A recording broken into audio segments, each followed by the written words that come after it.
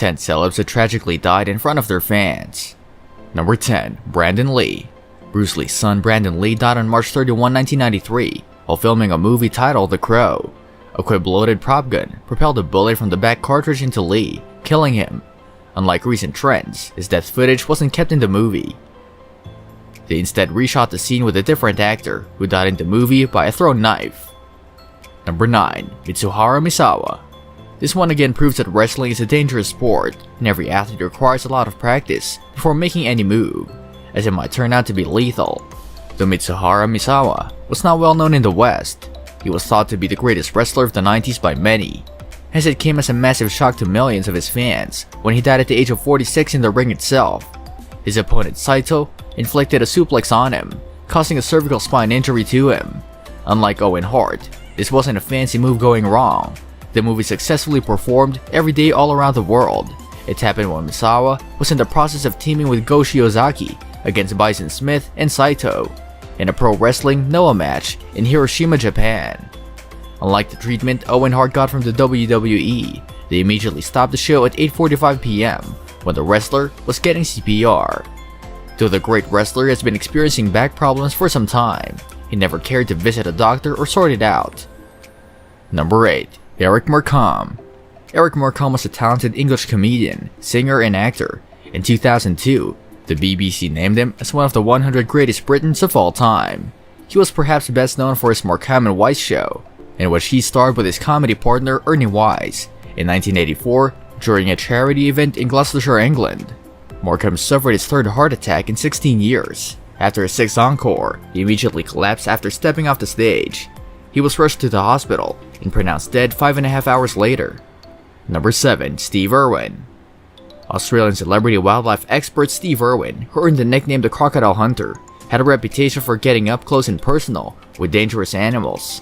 So perhaps it was inevitable, and this risk-taking would be what finally killed him in action. However, few would have suspected it would be a stingray that ended his life, rather than a crocodile. Irwin and his television crew were at the Great Barrier Reef, filming a nature documentary titled Ocean's Deadliest, when Irwin was stabbed in the heart by a stingray. It is believed the stingray thought Irwin was a predator and became frightened when it was boxed in. The stingray's barb pierced Irwin's heart and killed him. Number 6. Edith Webster. The death of Edith Webster is so bizarre that it sounds like just a plot of a play in which she may have appeared. Not only did she die on stage, but she died while acting out her character's death.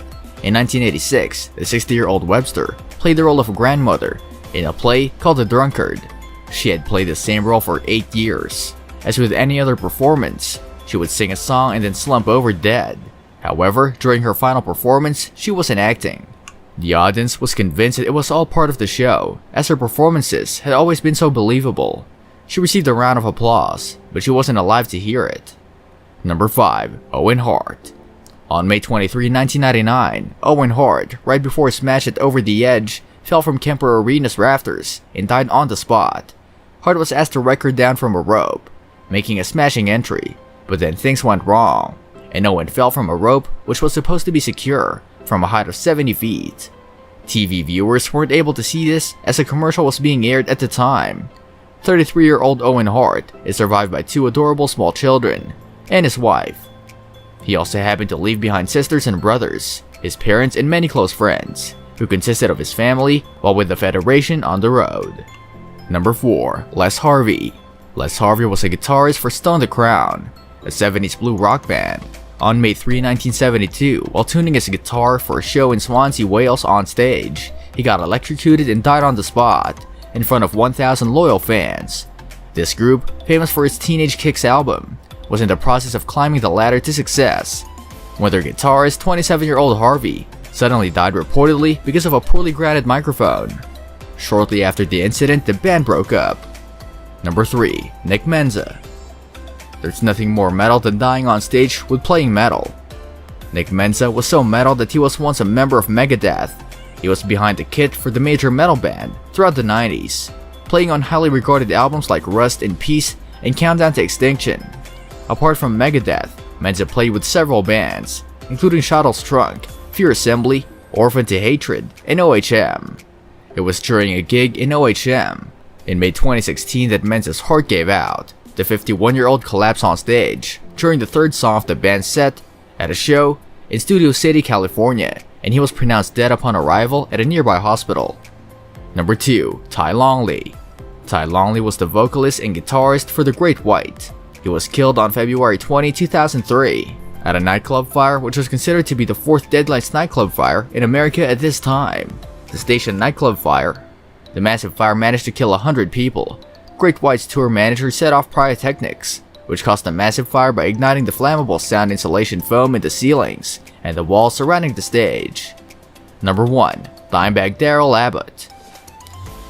Born on August 29, 1966, Darrell Lance Abbott, also known as Diamond Darrell and Dimebag Darrell, was a songwriter and guitarist, most popular for founding 2 bands, Damageplan and Pantera, along with his brother Vinnie Paul.